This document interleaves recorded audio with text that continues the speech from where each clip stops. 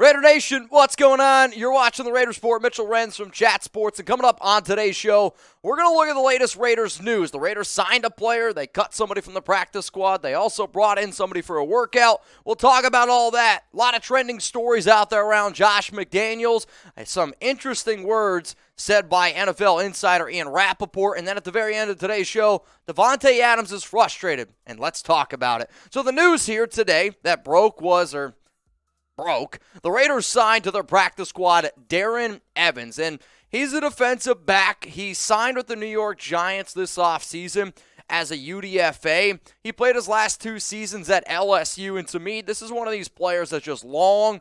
He's lanky. He does have some good athletic traits, but if I'm just being real, he just needs to put on some weight. He is really, really skinny to be an NFL player. Yes, 6'2", 180 pounds. I don't know if you're ever going to see him on Sundays or if you're ever actually going to see him out there on the field, but adding a player like this kind of makes some sense to me because they want to add some extra depth there with all the other injuries that they've had to some of the big-time starters like Rocky Sin, Anthony Averett right now banged up, Nate Hobbs is banged up, so you got a lot of these players that are banged up, so adding a guy like this to the practice squad does make some sense to me. With that move, that also means you got to move on from somebody from the practice squad. That player was J.R. Reed. He was added more of as a special team safety type of rotation player. Not too surprising, nothing really super notable about this. To be honest, the most notable thing that I think that the Raiders did today is they tried out running back Wayne Gallman. I don't understand why we're bringing in running backs. It's not an issue unless y'all think it's an issue. If you don't think it's an issue, type no in the comments.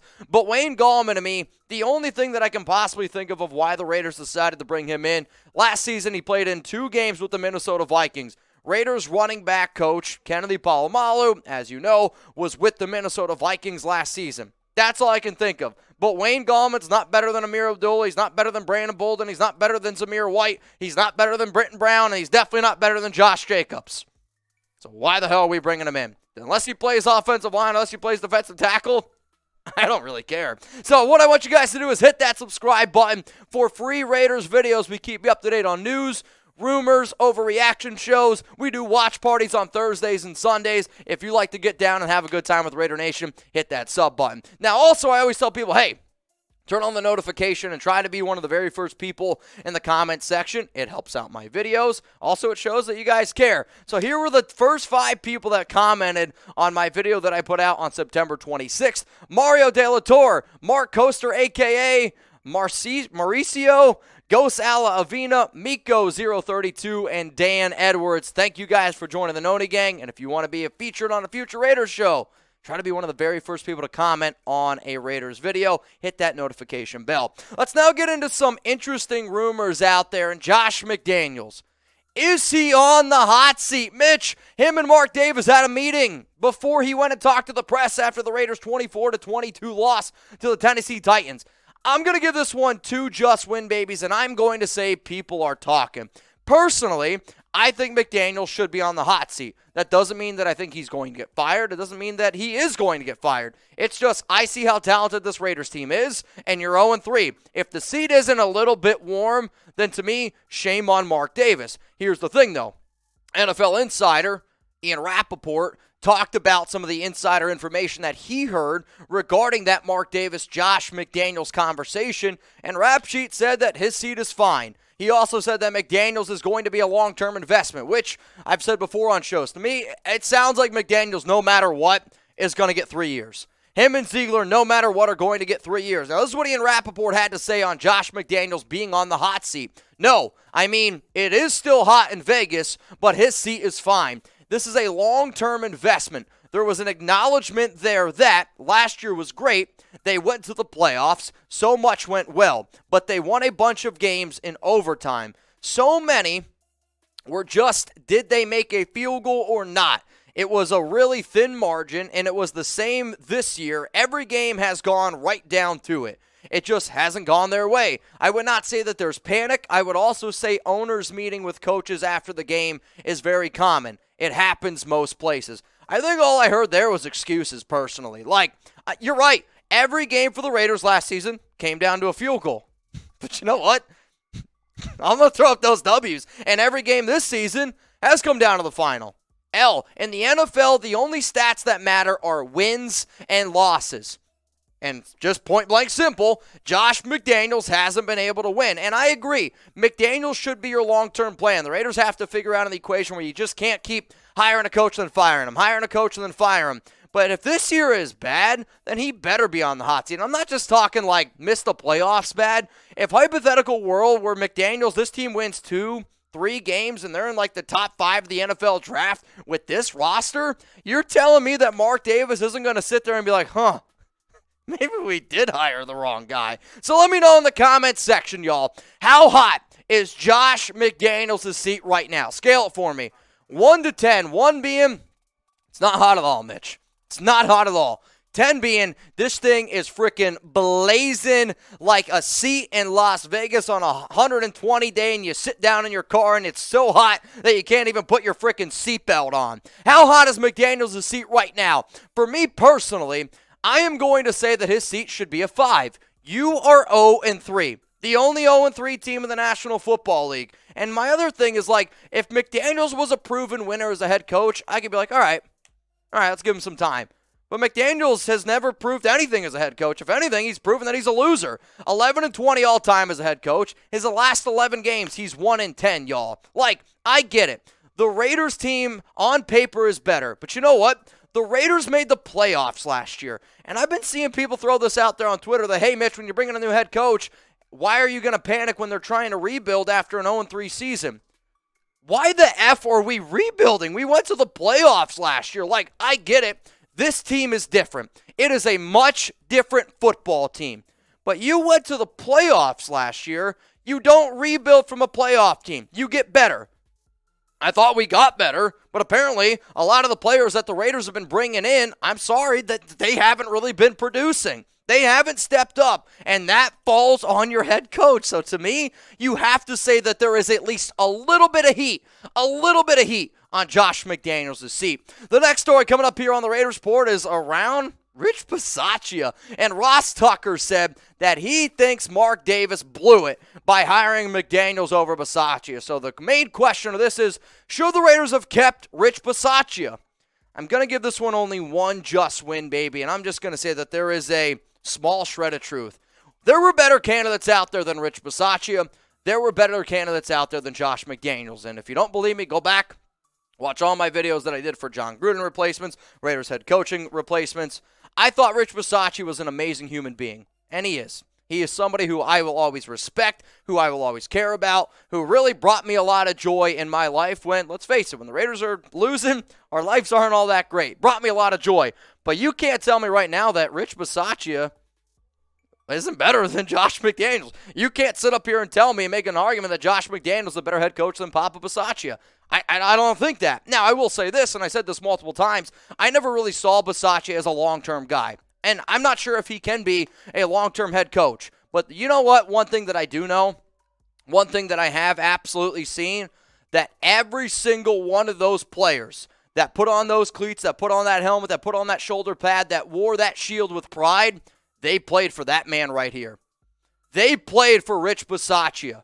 And you can't tell me otherwise. Do you think that those players are playing as hard for Josh McDaniels as they did Bisaccia? The answer to that is no. And you're right, maybe Josh McDaniels knows the X's and O's better than Bisaccia. He might. But I do think part of being a head coach is also being a leader and being that father figure for a lot of these players. So to me, I'm not saying that you should have kept Bisaccia, but I don't know if taking Josh McDaniels was ultimately the right option. So what do y'all think? If McDaniels is fired, or who do you want to be the Raiders as the next head coach? I want to know. So the way that I was hoping this question would go was, who did you want the Raiders head coach to be, right? Like, who did you want the Raiders to hire as the head coach? Did you want the Raiders to hire Bisaccia? Did you want them to hire Josh McDaniels? Did you want them to hire somebody like Jim Harbaugh? That was the name that was thrown out there. Mike McDaniel. We talked about Eric Bieniemy. We talked about Brian Daboll. I wanted Brian Daboll. Like, that was the guy that I wanted. And the Giants are 2-1 right now. So I want to know, what did you guys think? Some people are typing Sean Payton. Hey, maybe I can get Sean Payton on a call. All right, let's go to the final story here on the Raiders Report. Davante Adams is frustrated with an 0-3 start. The amount of media people that are already talking about Davante Adams being mad from an 0-3 start, I've seen trade rumors, I've seen multiple articles out there that Davante Adams wants out. Let's just say this, Adams does not want out. Is Davante Adams frustrated with an 0-3 start, though? Of course he is. 4 just win babies. Like, what world do we live in where if you're losing, and not only losing like these frustrating games that they are, and you got a player like Davante Adams where I'm telling you right now, Davante cares so much. There's nothing that anybody can tell me otherwise. Davante is going out there every play, every snap, he's giving 110%. Of course he's going to be frustrated. But you know what? And I get it because I do it sometimes too. You got to create stories once in a while. This is what Davante Adams had to say on an 0-3 start. Expect more. It's not easy to win in this league. We know that. Nobody's naive to the fact that nobody's just going to lay down and just give you a victory. But at the end of the day, we expect more, and we will do better as we move forward. He should be angry that the Raiders are 0-3. In fact, if Davante Adams was asked about being 0-3, and he sat there and he smiled, and he gave me some bullshit answer, I'd be more upset with that. And I'm telling you this right now, I hate post-game interviews, I hate player interviews, I hate coaching interviews, because it's just, nothing means anything. Nothing that those people say is actually how they feel. So the fact that Davante showed some frustration, that shows me that he cares, and that shows me that he's being real, which I appreciate. Let's keep on going here with these Davante Adams quotes after the 0-3 start. Frustration is okay. It's not the end of the world to be frustrated. I don't think anybody in here should be happy or content with losing, seriously. When you have the type of men we have in the locker room, and like I said from the very beginning, just because we're good on paper doesn't mean we're going to be great as a team. We are still working toward that, and it's still early, but we've got to start reestablishing who we are as a team. So like I said, frustration is okay as long as you do something about it. Does anybody else see in there that Davante Adams literally just said that he thinks that they're very good on paper, but they're not there as a team yet? Like, that's what I saw from that quote. What does that do? To me, that falls on your head coach. That falls on your coaching staff. If your best player is saying that we have all the talent in the world, but they haven't meshed yet together as a team, which, that's fair. It's a bunch of brand new guys together. My remark would be then, why aren't you playing in the preseason? You started all your studs, or you didn't play any of your studs. Okay, that's fine. But if your top guy is sitting up there telling me, like, hey, we're all there on paper, we got an amazing team, and they do, but we're not meshed there as a team, that falls on the coaching. That's not Davante calling out the coaching staff, but read between the lines. That's him saying that they're not together yet as a team. That falls on your coaching staff. Now, we still got a few other things to do, and I know some of y'all are going to make fun of me for posting this picture on Instagram. It is what it is. But, hey, all I want you guys to do is help me out a little bit. And I know I ask a lot of y'all, right? But sponsors help this show grow. Sponsors help keep the lights on. Sponsors help keep this show for free on YouTube. So if you could, go to my Instagram at MitchellRens365, say something nice about this picture, and make sure you tag our new sponsor at True Classic. I tried to wear some Raiders colors. I'm trying to impress the sponsor. You guys did a great job with it last week, so I'm asking from the bottom of my heart. Please help a brother out. Also, y'all, before we wrap up today's News and Rumors show, I want to give some shout-outs to some of the new subscribers that we've had here on the Raiders Report. Parker Washburn, Roosevelt 1933, were you born that year? Robert Mendoza, Christian Carrillo, Tony Barea. The reason why I want to give you guys some shout-outs is because if you're a new sub, you might not know that, hey, we go live every single Tuesday at 6 p.m. Eastern Time, 3 p.m. Pacific. We also go live for Thursday Night Football and on Sunday's games as well. So if you want, tune in to Jeremy Chuggs and I Thursday Night Football Watch Party. We're going to get started probably, 30 minutes, 15 minutes before kickoff. Probably 30 minutes, or no, an hour. We get started an hour before kickoff. We go over Raiders rumors. Hell, I should maybe put myself on that list because I don't even know. Raiders rumors. We talk about a preview. We do a mailbag. We have a lot of fun. So please tune in. So join our Thursday Night Football watch party. Hit that sub button. Turn on those notifications, y'all. And if anything else happens throughout the day, throughout the week, I promise you this, we will do our best to keep you updated. So until then, I'll see you guys later. Shout out to the nation.